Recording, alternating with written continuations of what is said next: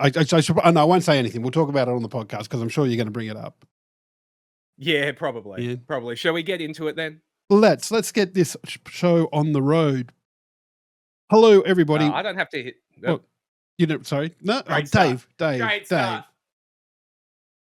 We'll do it live. We'll do it live. Recording or anything. Yeah. No. I've got that all here. Let's start again, shall we? Hello, everybody. Welcome to Mondayish. Great start. Episode 3 of Mondayish, and we are so profesh here. We love it. But yes, I am Straight Jackie Jim, and as always, I'm joined by Desane. Your community is making up most of our viewership at the moment, so really, is it me joining you? I don't think it really matters. I think at this point we're both Mondayish, and that's what matters. And hello, everyone. I'm Dave Desane, as always. Mm-hmm. Welcome here as player 2 for Mondayish. I tried to snipe the intro, and Jim just barreled straight through it. That's it. I really did my best, but nah. I blame Discord lag. It's so good to... Yeah, is that how it works? I think that's what I'm blaming anyway. Yeah. It is funny because I never realized how bad Discord lag was until Jeppy and I play games in the same house, and I hear Jeppy scream from down the hallway. And then it comes through Discord. Yeah. Like there's that, like, it's not much, but it's like there is a real noticeable delay. Even in things like Teams and stuff like that. So anybody that plays uses Teams in a work setting, like I've been in online meetings with the person next to me and they're talking and there's still like a half-second delay on things, and it just throws you right out. It sucks. Yeah.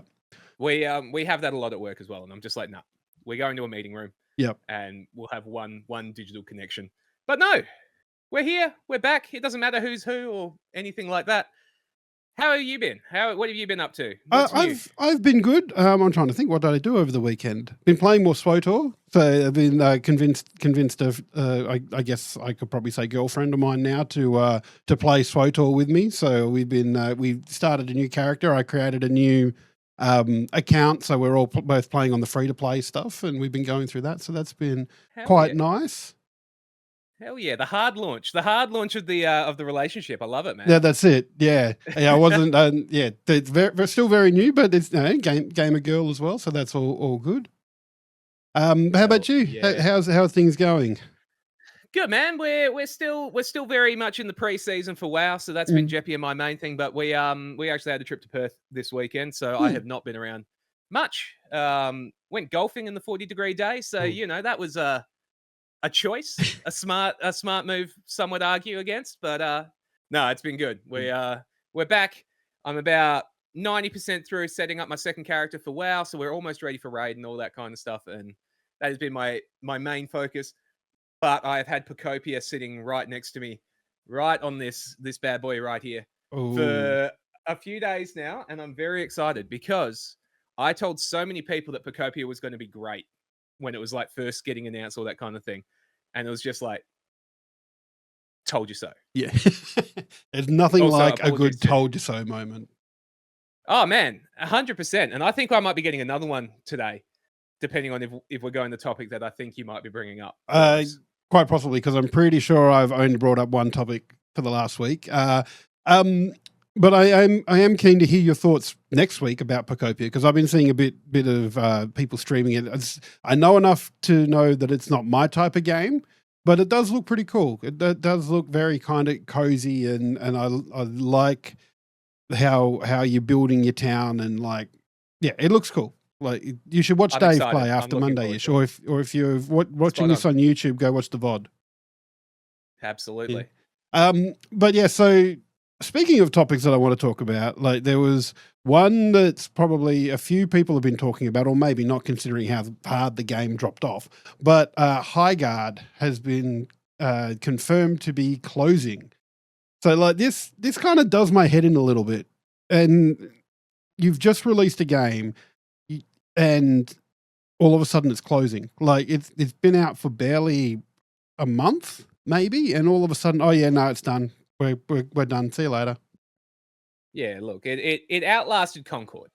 That's the measuring stick at the moment, is that it did outlast Concord. Can Concord ever be said to have truly lived, though? That's the thing with that one. But can Highguard? Like, Highguard peaked with 1 million players at one point, and a day later was down in like the thousands. Yeah. this game had such a bounce off rate that like, and again, this is where I get to say, I called it because I didn't want to, but I was saying that this game can't survive with the player numbers it was having. You know, when it came out that Tencent was part of the budget for it and they'd withdrawn a lot of their money for it, it was very much this game does not have enough people in a free to play game to justify, like, to stay alive. You know, a game that's free to play needs people spending money on it Yeah. because, And it kind of, it's a thing that I think I think it's happening less now, especially, but like at its peak, you know, Sony announcing 7 live service games that they were in development, and it just really kind of felt like we're flinging everything at the wall and seeing what sticks. And I mean, you got to understand why though, because like you look at these successful ones, like your Fortnite and things like that, and the amount of money they rake in, despite being free to play, you're like, yeah, fully understand why every company wants to be the next big one. The problem is, at this point, people have their main games. You have to be something really special to pull people away from their main game if they're a live service player. Yeah. You know, like someone in Fortnite that's been playing Fortnite since season 1 has now been playing Fortnite for, help me out here, how old's Fortnite? 8 years? Something like that? Old anyway. I remember, I remember when it was still the just the base builder, like the Survive the Storm before the Battle Royale started and all that kind of thing. Yeah, So I was going to say, old. the original Save the World cooperative mode entered early access on the 25th of July, 2017. So that's right, 9 years old, yeah. That feels more recent than I realized. I mean, if you say 2017 to me, I went, oh yeah, that's like 5 years ago. But yeah, it's like that game. If someone has been playing it for 9 years, the amount of stuff they've built up in it at this point, you're really fighting against it. It's the same as Overwatch. Look how many people went back to Overwatch as soon as they dropped the 2 and all that kind of thing. Was I frozen? Apparently. No. Oh, that's a worry. Well, not for me. My internet seems to be okay, but my gaming computer. Oh, we've killed it. Chat. This is you. This is because we were talking about Pacopia instead of live service games. Oh, I see it as well, yeah. Hello, Julia. Thank you. I'm not sure. Like, it was coming through Discord all right. And I just... Weird. Yeah, maybe it was your stream, because I think the majority of these people are watching in your stream. Well, Nixie is watching in mine. Maybe that's how I broke it. Yeah, weird. Yeah. Professional stream, professional podcast, whatever you want to call it. That's it. And we're back now. But yeah, like the Highguard phenomenon, I guess we can call it, is like, it really does feel like people are chasing those live service monies. And like you say, the game has to be incredibly special to pull them away from the incumbent games like the Fortnites. And, you know, and it can be done, like, because Fortnite wasn't always the big battle royale game. PUBG was the big battle royale game. And then Fortnite came along and did it better and was pulling people away. And then even like hero shooters like Valorant, I think that was one of the first big hero shooters. Valorant came out. Sorry, Overwatch. After Overwatch. I was going to say I completely forgot about Overwatch, but Valorant came out and did it pretty well as well. And while it didn't, you know, bury Overwatch, it definitely got its viewers and its audience. And even with Marvel Rivals now as well, that's definitely got its audience. But absolutely, yeah. But it does need to be. I did have another point there, but I've gone with it. But yeah, you have to be special. And Julia, you're right. Fortnite did, because it has that cartoony look, it does target kids there as well. But I think it's important to have an identity, because like the difference between PUBG and Fortnite, PUBG looks like every other shooter that's trying to be realistic in its graphics, whereas Fortnite had that cartoony feel and like it differentiated itself, and the building helped it differentiate itself too, even if I hate shooting at people and having them turn into a 3-story building. I mean, but part of what you're talking about there is that like they targeted the younger audience, but they did it well by having the cartoony style, having the collabs of all the like cartoony style and being free. You know, like this was before there was free to play games like that. Your free to play games back then were not anything good. like that. I mean, Mhm. you can argue that.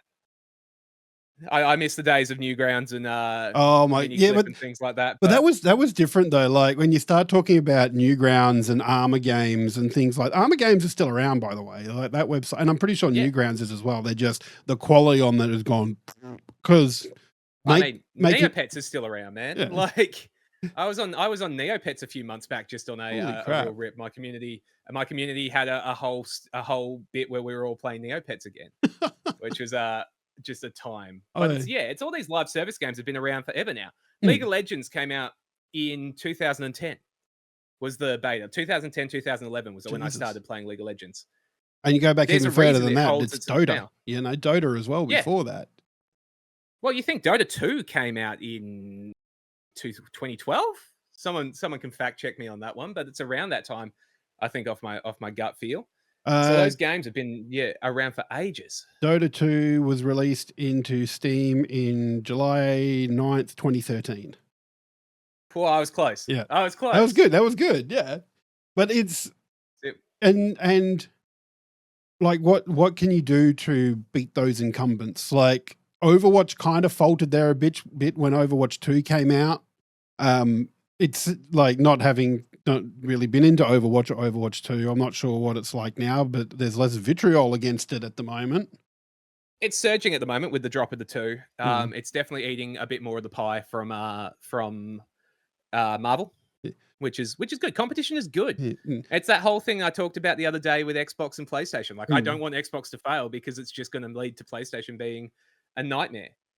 I do love the look of Jetpack Cat, by the way, the new champion in Overwatch. 100% if you haven't seen it, check it out because it is 100% perfect for their audience. It does blow my mind though that just by dropping the 2, like that's brought people back into the game. And I'm not sure. I mean, that's not all they did. They did just steal a lot of good ideas from Marvel. Oh, okay. which is good. Like, and look, there was probably some people burnt out on Marvel as well. So if you make Overwatch better, then of course people are going to come back to it because that's the one that people love. It's the kind of the OG.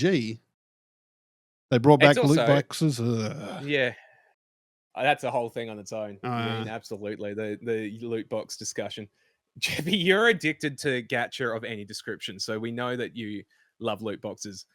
One day we'll talk about it because if we're on holidays anywhere and Jeff sees a like loot box shop, a gacha shop or anything like that, we're going in there and she's picking something that she'll never look at again. But they are cool. You get some cool things in them. Mm.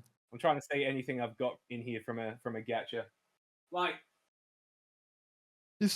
speaking of League of Legends, for instance, we've got that one. Like that came from a gacha. Got a little in Jinx. Japan. Like, but the only thing I've got around me at the moment is this LG ceramic stubby like coaster that I got from a gacha thing at PAX one year. I'm sure I've got more somewhere, but that's the only one within my reach at this point in time. That's it. Well, I'm fortunate to have the shelves, like the full display area behind me definitely helps me for all this kind of stuff. And as Julia's saying, it's 100% a good point, is that games live and die now on their content creators and all that kind of thing. But it's remarkably easy to kill a community as well. Like a game I was obsessed with early last year, was The Bazaar. The Bazaar was by an ex-Hearthstone professional. It was this whole, it was a deck builder, PvP kind of thing. It was a really cool game. They then came out with a patch that changed the monetization of it and made it pay to win. Oh no! And it's dead. Like I never see it talked about anymore. It used to be something that like Northern Lion was playing it all the time and all those kind of things. It's like it's so easy to kill any goodwill from your community. You've got Fellowship. Fellowship is it's early access at the moment, still going on, but it's the dungeon part of World of Warcraft without any of the questing or anything. So you progress by doing the dungeons. It's for people that love the dungeons but don't like all the other stuff you have to do. Mm. It put out its second season, so its second early access season, whatever you want to see it, the same like a week before midnight. WoW Oh, Midnight came out. that's a choice. So oddly enough, there's no numbers. Like there's nobody playing, so you get long queues, so you get all that kind of stuff. It's like you need a snowball amount of players to keep your game going. Mhm. And yeah, as Julia says, if a game does something bad, it can be like damaging for a streamer that to even play it. Mm. You know, like the big streamers aren't going to touch it. Yep. Yeah. It's AI art and all that kind of stuff Mhm. all over again. Yeah. I do need to go back to Yeen's comment about League of Legends being a comfort game, though. League of Legends is nobody's comfort game. It's their rage game. Nah, like I enjoy ARAM. Like I will happily chill out and play ARAM. I'll which give is you like a bit of a comfort ARAM. game. Yeah. But It's lower effort, but Mhm. yeah. but yeah, like proper League, like oh my god, the rage in that game. It's incredible. I will I just yeah. I 100% watch like when Worlds or MSI is on. I love watching that. But I do not play and I do not want to. I did try It's, once. I will say I did try once, but yes, it was not a game for me. Thank you, Jeffy. Mhm. Yeah, no, it's fun, but the community hurts it. Yeah. But that can be said with a lot of games where there's ranked play in there. Like you get to a point where people go, you should be good at this game. Why are you terrible? And you just get abused. Like the same thing happens on like the bulk of shooter games. I see I have friends that stream stuff like COD and things like that. And when they're playing the games, the abuse that gets hurled at people, it is like, God, no wonder I never want to go on voice chat. What are you saying? You don't want to go stream? You don't want to go stream Dead by Daylight or something like that? Not particularly, no. What's going on? Random Pika and Overlord, welcome in.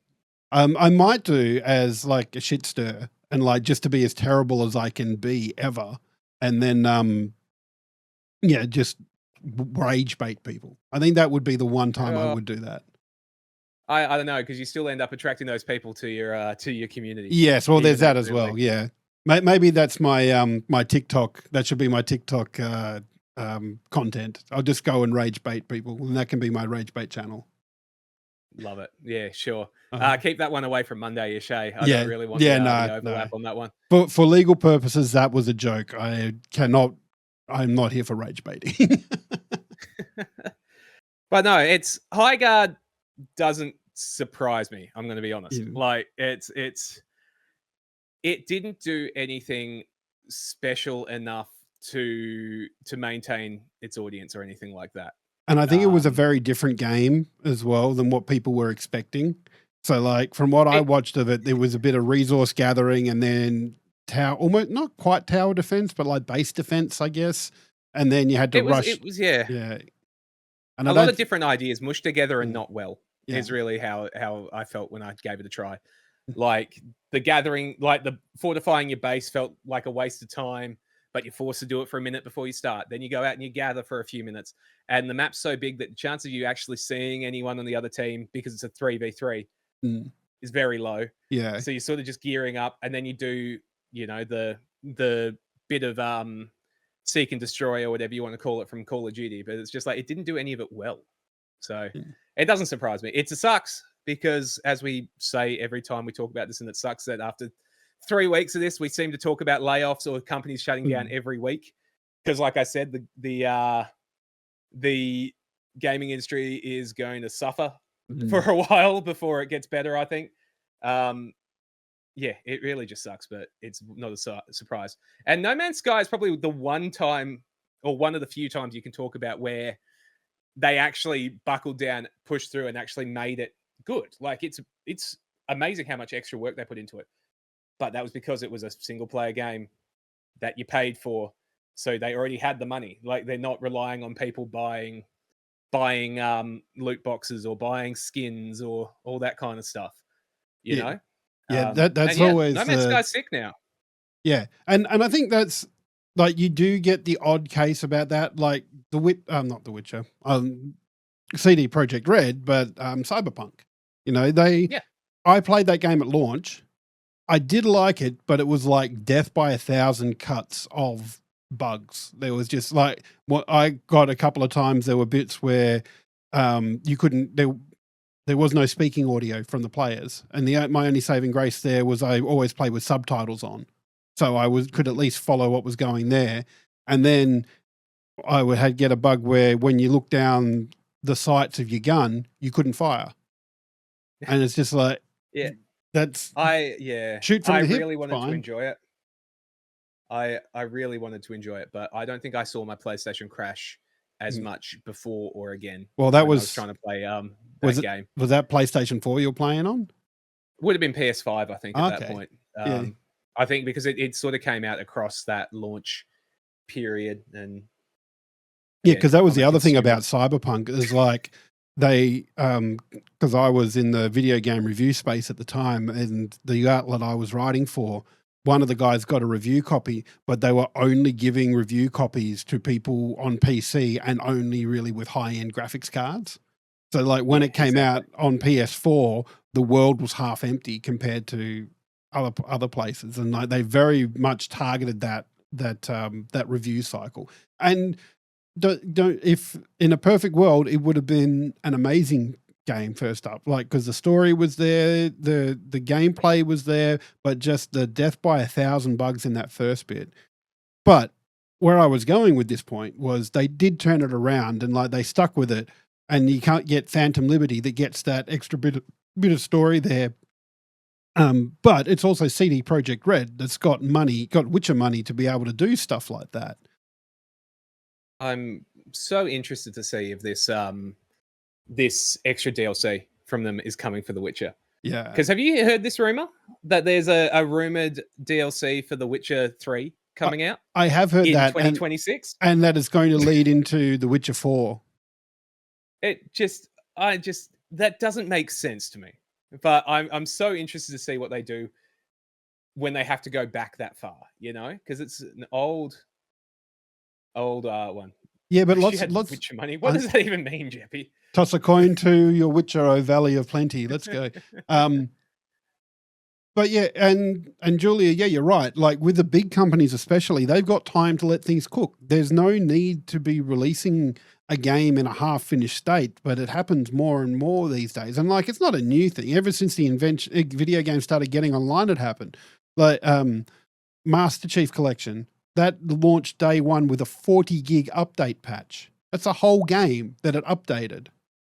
Like it's if you can't get, and because that was a crossover of games being online and still being disc. So they've shipped the disc and gone, we'll just ship it and then we'll release a patch and everything will be great. And it's just annoying. Like I want to go back to the days. Well, there's two things that I like about the old days. One, a shit game was a shit game forever, and you remembered it. Like I remember Superman 64. I still remember that crap that fly through all the goddamn rings. You're showing your age there. I know how old I am. Look at this beard. Like I know how old I am. And what was the other thing? I had something else there. I had a second thing that I was going to say. So insert second thing here because I've forgotten what it was. It's a good point. Yeah. Oh, actually, sorry. That's the second point. I've got it now. It was when you bought a game, you could just chuck it in and play it. You didn't need to worry about patching. You didn't need to worry about being online for it because your single player game wouldn't work unless you've got an online connection. Yeah, there's. Don't get me wrong. There are definitely improvements, and I do like that games like Cyberpunk have been able to fix themselves as they've gone along, and games like Fortnite, like Overwatch, like League of Legends, they can all have updates to keep the player base interested. And like even like admittedly, I haven't watched a whole heap of League lately, and maybe in the last kind of 8 months to a year. But even since I've stopped watching, they've brought in new things to kind of spice up the game a little bit. So they're trying new things at least, No, absolutely. But part of the problem is back in the day when we were getting these games released, how they're released and they're done and all that kind of stuff, these companies were doing crunch. The developers for those last 2 months, 3 months before it came out were not sleeping, not going home, not getting a chance to eat. You know, you hear the stories about developing on that sort of time period, and it's not good. The No, problem is now games are costing so much to make. You look at Spider-Man 2. Spider-Man 2 costs like hundreds of millions of dollars yeah, to make. How does that game ever make its money back? Ever? yeah, that's it. And it's something that, like, once again, I'm going to sound old here, but like, I don't want people to be under crunch, but there comes a time when there is a deadline that needs to be met. And yes, you will work harder to get something working up until then. But it used to be that, like, you might, for a game, you would work on it, and then once it shipped, that was it. It was done. But now it's not that anymore. It's the game will ship, and you keep working on it, and you keep under crunch. And it's not just a crunch at the end of the cycle of this game. It's like the whole thing is crunch. And if everything is crunch, then really nothing is crunch, to be honest. But it's still, it's not a good working environment. And that comes back to a lot of what we were talking about before, though. When a game gets a bad reputation, you see games now, if it comes out that they crunched, people don't play them, which actually makes it worse because these guys have now done crunch for a game that hasn't succeeded. It's a hard area, and part of that comes down to just games are going to have to be smaller to be sustainable. You know, you get the odd GTA 6 or something like that, but GTA 6, I dread to think how much money it has cost to make it already. Oh yeah. You know, and it will likely make that money back and then multiple times more.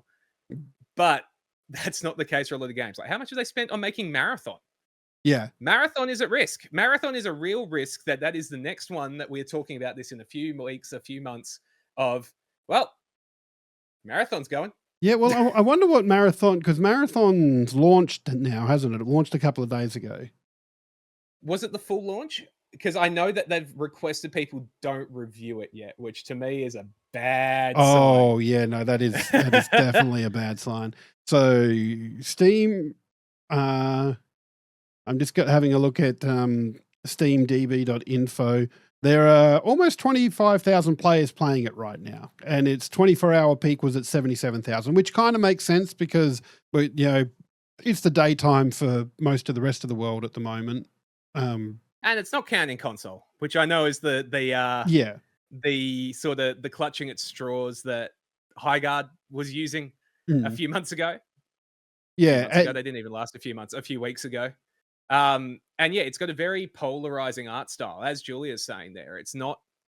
Some people really don't find a nice game to look at. Some people like it, but a lot of people don't like it, or don't like how the looting is handled, where you have to use the you use the analog stick to drive a mouse cursor essentially on console and things like that. It's I do worry for the future of it. I want it to succeed. I want it to, especially because it's Bungie. Yeah. Right? Marathon's Bungie, yeah? Yes. Yeah. Yeah, so it's got a lot of goodwill it's going to have to turn around. I can see where it was going, though. We know I have loved it. I can see where it's going, friends though. Of ours. So, bloody Discord lag. Let's blame that.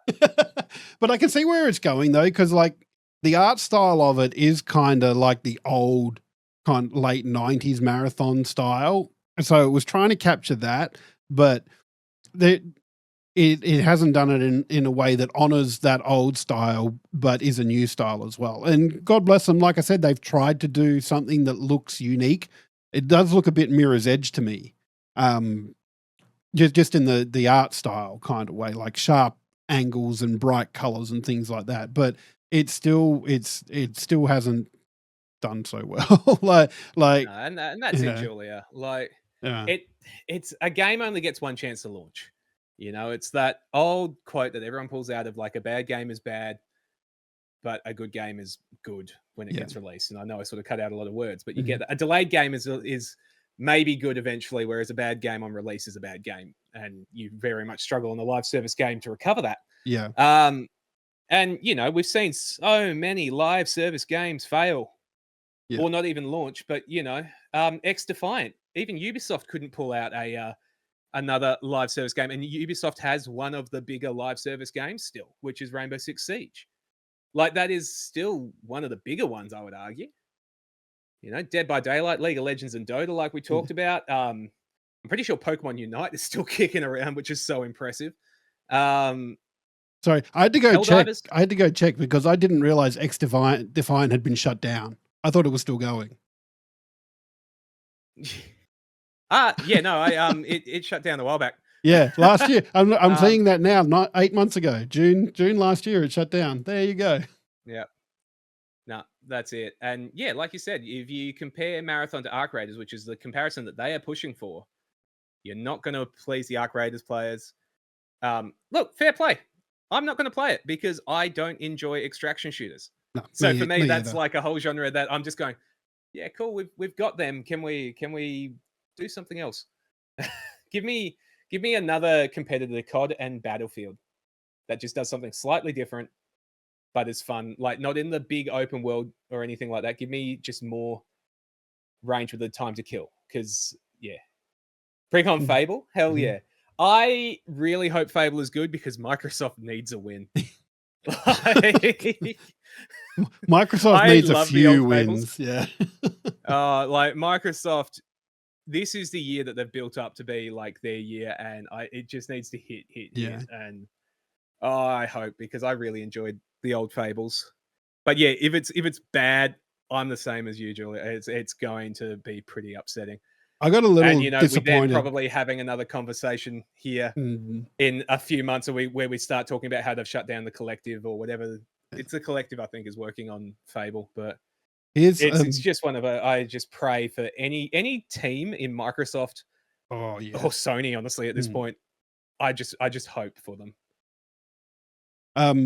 Yeah, it's a small thing, but like when the trailers first came out and Richard Ayoade was in it and like he was featured so heavily, I go, I will love him just being a little spiteful, not even major villain, reoccurring villain in this series. And then they it was one of the last developer direct. It looks like he's just in this one mission, and now I'm going, oh, I kind of wanted him to be the bad guy for the whole thing.